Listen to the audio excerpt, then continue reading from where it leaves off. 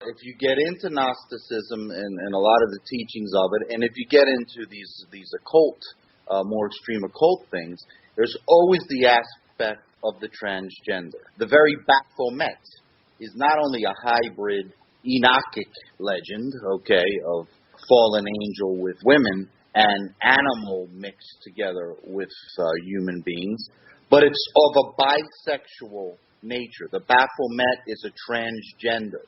And in all the Gnostic teaching as well, if you get into the writings of many of these, Valentinian and Sethian and all these different types of Gnosticism, there's always this aspect of the bisexual God. God is bisexual. And I want you to think about our culture today now, what's going on in our culture with all the transgenderism that's being shoved down our throats. Bisexual with the emasculation of the man and the usurping of the leadership role by the woman. The woman being exalted by the man, okay? I mean, we have this in every popular stream of anything that would even lend itself to popular Christianity. I mean, look at the success of the Da Vinci Code. This Dan Brown took from this scam that these two French guys pulled off back in the 70s. If you've ever been familiar with a book called Holy Grail, Holy Blood, or Holy Blood, Holy Grail, and it was a scam. It was a con, this whole Priori of Zion and all this stuff with the Knights Templar and the whole story they tell. It's a big scam. It was a big joke that they played on everybody. And this Dan Brown picked up on that and made a mint from his novel. And, of course, then, Tom Hanks played in the movie, and they pushed this whole thing. And, again, what was the push? The push was the sacred feminine. It was the exaltation now of another form of the same goddess. For all those names that you mentioned, you can add this one to it, of Mary Magdalene. The Gospel of Mary Magdalene was found in the 19th century, and it's placed along with all the other Gnostic Gospels.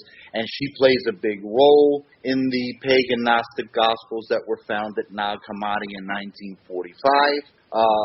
Where Mary Magdalene is the chief apostle. And, of course, the Da Vinci Code, borrowing from these Gnostic myths, goes as far now as to make her Jesus' wife.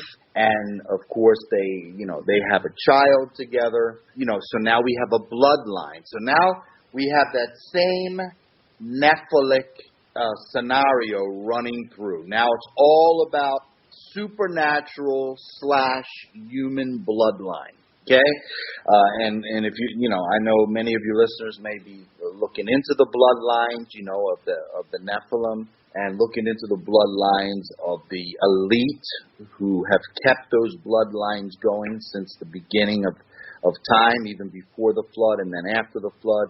All right, have kept this bloodline going all these millennia. And they continue, and now they're going to bring it to a climax when we come to the hour of the beast and the false prophet. And it exalts again the sacred feminine, the turning upside down of everything that God has placed in its proper order. Of course, we have in the Roman Catholic witchcraft the exaltation of Mother Mary, which those of us who are studied, we know that that's not Mary at all, that's Semiramis. We know that baby that people are looking to and calling Jesus is not Jesus. That's Tammuz. Okay, the offspring of supposedly Nimrod and Semiramis, which was an incestuous relationship, okay? Mother / wife, Semiramis was supposedly Nimrod's mother and his wife, and they produced this aberration of a child called Tammuz that we see in the book of Ezekiel.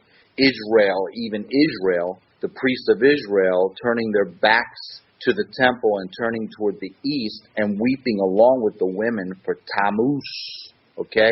And all our holidays that are connected to that, like the one that Christians want to, celebrate more than any other, Christmas, and then we have Easter, which again, it's actually the right pronunciation, Easter, which is about the goddess, okay, from the Persians, from the Persian name, Easter, Ishtar, and it's all the same thing. It's all the same goddess. It's all the same. And this is what we have. And so we have this transgender push that's going on in society, and people don't realize what that's connected. That's connected to all this occult worship based on this whole script that we're talking about. People don't realize, they think it's just a carnal issue, a fleshly issue. Oh, boys want to be girls and girls want to be boys, and men want to, chop off their manhood and submit to their wives and so on and so forth. And we have all this weirdness going on, and they think it's just perversion. But they don't realize that it's connected to this deep spiritual root of Gnosticism, okay, that goes all the way back to the ancient occult religions and practices, and even back before the flood. Satan always wants to turn God's order on its head. He started in the garden. What did he do? He went to the woman, and he got the woman to usurp the man's authority and got the man to emasculate himself by submitting to the woman as his authority, because he wanted to what? Please her.